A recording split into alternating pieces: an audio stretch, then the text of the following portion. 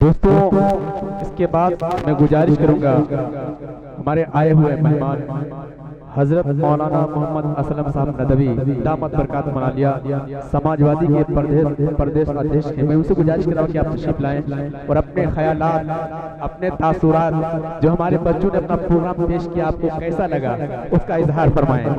बात अल्फाज के सांचे में जो ढाली जाए, कारी रईस साहब, बात अल्फाज के सांचे में जो ढाली जाए, पहले वो सुन्नतों कुरान से मिला ली जाए। एक वो थे जो काबे की बिना डाल गए, एक हम हैं कि एक मस्जिद ना संभाली जाए।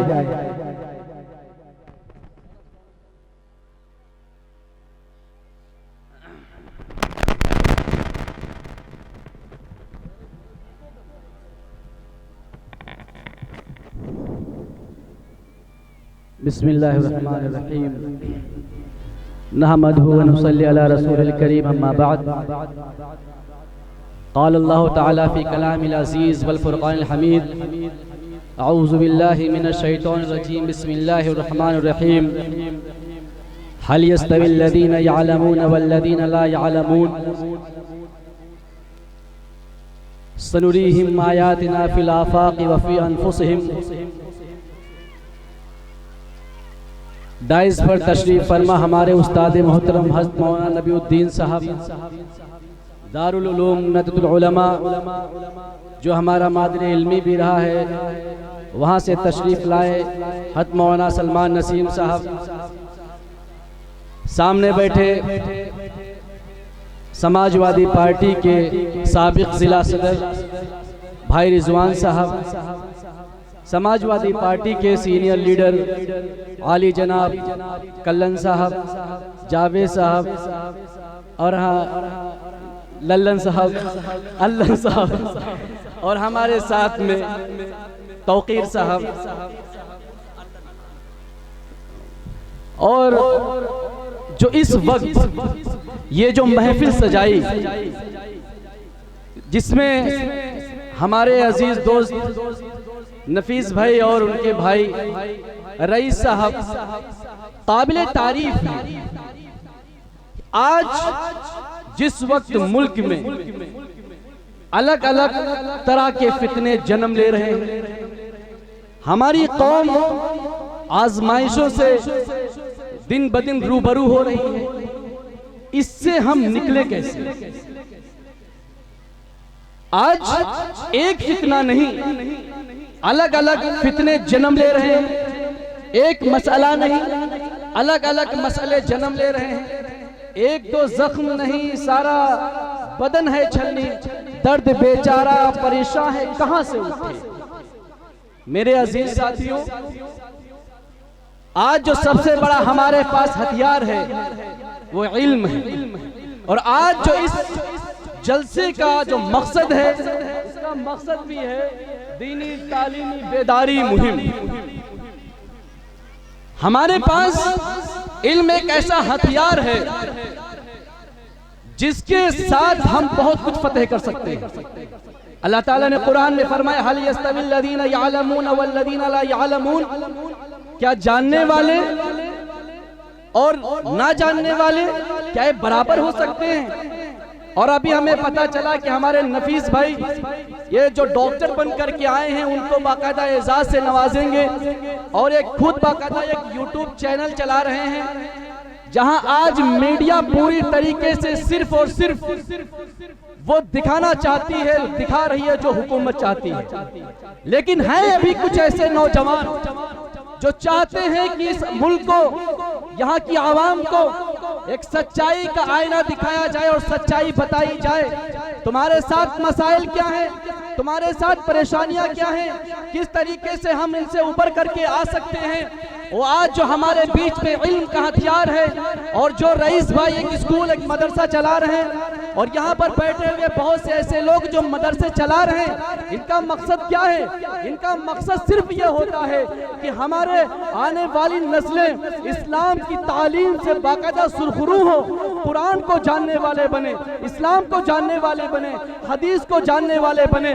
जब इसके साथ वो किसी भी मैदान में जाएंगे तो उनके अंदर कौम मिल्लत का दर्द होगा, क्योंकि ये इखलास ये सिर्फ मदरसों में पढ़ाया जाता है। मिल्लत का दर्द ये सिर्फ मदरसों की देन होती है। उखुवत और भाईचारगी ये सिर्फ मदरसों की देन होती है। याद रखिए, मैं आपको बता दूं, जब एक डॉक्टर अल्लाह तबारक व तआला की रिज़ा को सामने रख करके किसी मरीज के लिए अच्छे से दवाओं का इंतजाम करता है तो अल्लाह तबारक व तआला उससे खुश होता है। और ये जो दर्द पैदा होता है ये कहीं ना कहीं नहीं, पूरी तरीके से कर देखा जाए तो हमारे इस्लाम और हमारे जो मदरसे से निकली हुई जो बच्चे होते हैं और जो तालीम होती है उसी की बदौलत होता है।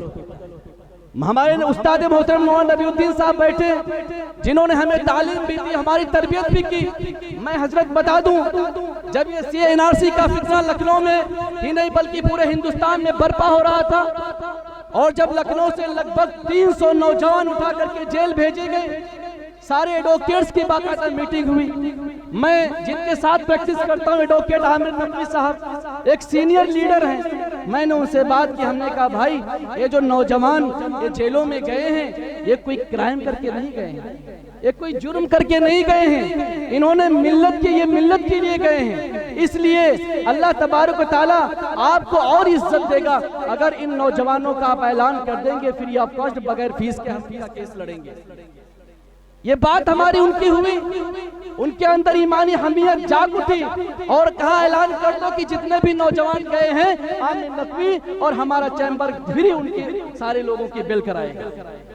मैं बता दूं, ये जो मैंने उनके सामने मिल्लत की बात की, कौम के दर्द की बात की, ये कहीं नहीं बल्कि पूरी तरीके से मदरसों की तालीम और तरबियत का नतीजा था कि मैं कोर्ट में भी बैठ करके कौम मिल्लत की बात कर रहा था। मेरे भाई, आज जो हालात हैं इन हालात से आप कैसे टकराएंगे? आप शादी ब्याह पर पैसे तो लाखों खर्चा कर देते हैं, खुदा के वास्ते उस पैसों से अपने बच्चों और अपनी औलादों को तालीम दे दीजिए। खुदा के लिए उन पैसों को बचा करके अपने बच्चों को डॉक्टर बना दीजिए, इंजीनियर बना दीजिए, अच्छा वकील बनाइए। इन सबसे पहले जरूरी है कि उनको मुसलमान बनाइए। और ये हमारे जो मदरसे हैं यही सबसे पहले उनकी ज़हनसाज़ी करते हैं, उनके अंदर कौम का दर्द पैदा करते हैं। नबी सल्लल्लाहु अलैहि वसल्लम की तालीमात से आगाही उनको होती है, कुरान का नॉलेज, कुरान के बारे में उनको पता होता है, वो जानते हैं कि दुनिया में हम क्यों आए। अल्लाह ने फरमाया सनुरीहिम आयातिना फिल आफाक़ि व फी अनफुसिहिम, हम अपनी अनकरीब निशानियां दिखाएंगे कायनात में। अब कायनात में रिसर्च करने वाला कौन होगा? वफी अनफुसिहिम, और तुम्हारे अंदर भी ये कौन होगा? माहिर फल्कियात होंगे, मौसम के माहिर होंगे, डॉक्टर्स होंगे जो इन सब चीजों को जानते होंगे, वही तो ये सब बताएंगे। जब ये तालीम होगी हम तभी समझ सकते हैं। मेरे भाई काबिल तारीफ है हमारे अजीज रईस भाई, और यहाँ पर जितने लोग भी स्कूल चला रहे हैं, आज मैं उनको एक बात बताना चाहूंगा, हर शख्स से जानता है आज इर्तिदाद का फितना बहुत तेजी से फैल रहा है। गैर लोग पूरी तरीके से हमारी माँ और बहनों को घर वापसी के नाम पर अपने खुल्लम खुल्ला उन नौजवानों को ट्रेंड करके छोड़ दिया है। इस फितने से कैसे उभरेंगे आप? एक नहीं हजारों फितने आपके सामने सर उठा रहे हैं, आपकी कोई सुनाई करने वाला नहीं। जहां जाते हो अपने आप को कमतर महसूस करते हो। अल्लाह तबारक व तआला ने क्या इसलिए दुनिया में भेजा था? आपको खलीफा बनाया था, आपको इमामत का जो जगह थी, आपका जो रुतबा था, वो आपको कह करके मुखातब करके आपको अता किया था। कैसे हो गए? हर जगह हम अपने आप को कमतर महसूस कर रहे हैं। इससे कैसे बचोगे आप? याद रखो, घरों के अंदर तालीमी माहौल बनाइए, कुरान की तालीम दीजिए। अपने बच्चों को स्कूल कॉलेजेस में भेजने से पहले इन मस्जिदों और मदरसों, खानकाहों और मकातिब के हमारे जो उलमा हैं उन बच्चों का इनसे रिलेशन बनवाइए और बताएंगे कि इस्लाम में हमें तालीम क्या देता है, कुरान हमें तालीम क्या दे रही, हदीस हमें क्या बताता है, हमारे असलाफ ने जो कुर्बानियां दी वो किस लिए दी। इस मुल्क के अंदर हम इज्जत के साथ जीने के लिए हमारे असलाफ ने कहा था कि जब यहाँ से बंटवारा हुआ और मुसलमान यहाँ से जा रहे हैं, अबुल कलाम आजाद रहमतुल्लाह अलैह ने फरमाया क्या मुसलमानों कहाँ जा रहे हैं? अरे मुसलमानों कहाँ जा रहे हो? अभी कल की बात है कि तुम गंगा के किनारे के पानी से वजू कर रहे थे और आज है कि इसके पानी से डरने लगे। ये कहना हुआ, लोग रुक गए, नहीं गए। हमने चुना, इस मुल्क को चुना। आज हमारे ऊपर गद्दारे वतन का टैग लगा करके हमें बदनाम करने की कोशिश की जा रही है। हमारे मदरसों और मकातिब को टारगेट किया जा रहा है। आपको पता होना चाहिए, जो अखबार पढ़ते हैं, मदरसों हाई कोर्ट के अंदर बाकायदा एक पिटीशन दायर की गई। ये पिटीशन दायर की गई और उसमें कहा गया, हाई कोर्ट ने नोटिस इशू कर दी और कहा गया क्या सिर्फ मदरसा बोर्ड का चेयरमैन मुस्लिम ही क्यों बन सकता है? अब टारगेट सिर्फ मदरसे थे, वो चीज अलग हो गई। अब सारे मदरसों को टारगेट कर दिया गया। जितने भी सरहदों के किनारे हमारे मदरसे हैं, उनके अंदर बाकायदा उनकी जांच हो रही।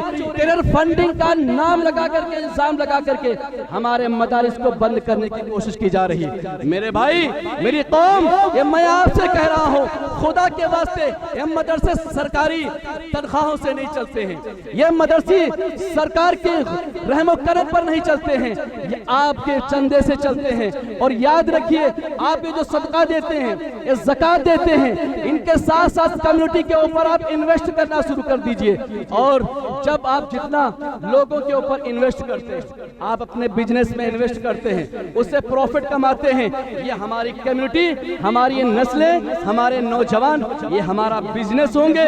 आने वाले वक्त में कल जब यही नौजवान मदरसों के ऊपर, इन बच्चों के ऊपर खर्चा करेंगे, बहुत लोग यहाँ साहिब सरवत हैं, तो यही बच्चे कल अगर कोर्ट में खड़े होकर के तो हक के लिए लड़ेंगे, कोई अधिकारी बनेंगे लिए, सच के लिए उनका कलम चलेगा। क्योंकि आज भी अगर हम सच बोलना चाहते हैं, हमारी जुबानों को पे ताले लगा दिए जाते हैं, हम लिखना चाहते हैं, हमारे कलम पे पहरे बिठा दिए जा रहे हैं। लेकिन याद रखो, जब ये बच्चे मदरसे से निकल करके इन असातिज़े कराम की सरपरस्ती में पल करके और बढ़ करके जब जाएंगे, उनकी ईमानी गैरत जाग उठेगी। जब भी हमारी मदारिस को टारगेट किया जाएगा, जब भी हमारी मसाजिद को टारगेट किया जाएगा, वो कहेंगे, हजरत याद रखिए, आप इस्लाम की गारंटी ले लीजिए, इस्लाम को फैलाने की गारंटी ले लीजिए। आप मुसल्ले पर खड़े होकर के हमारी माँ और बहनों को इर्तिदाद में पलटने से बचा लीजिए। और याद रखो, कोर्ट में खड़े होकर के और अपने कलम की नोक पर अगर इन मदरसों के खिलाफ कोई कानून पास होगा तो अपने कलम के नोक पर उसकी गारंटी हम ले लेंगे। ये कब होगा? ये उसी वक्त हो सकता है जब मदारिस के नौजवान निकल करके अलग अलग सेक्टर में जाएंगे। इसलिए मैं आपसे गुजारिश कर रहा हूं कि जितने भी हम मदारिस मकातिब चल रहे हैं, मैं अपनी कम्युनिटी से कह रहा हूं, इनसे आप जुड़िए, इन बच्चों के ऊपर इन्वेस्ट करिए। ये इन्वेस्टमेंट आपको होगा, अच्छा इन्वेस्टमेंट आपको ये दे करके जाएंगे और अपनी नस्लों के लिए भी बहुत कुछ करके जाइए। दुनिया में जिस मकसद के लिए भेजा गया, यही हमारा मकसद है। और एक आखिरी में एक शेर के साथ मैं अपनी बात खत्म कर रहा हूँ कि ये दीनी मदरसे हैं, देख मत मशकूक नजरों से, बुराई से यहाँ तो बच्चा बच्चा दूर रहता है, और यहाँ दामन पे तुझको दाग कोई मिल नहीं सकता, यहाँ तो सबके माथे पर खुदा का नूर रहता है। बहुत बहुत शुक्रिया।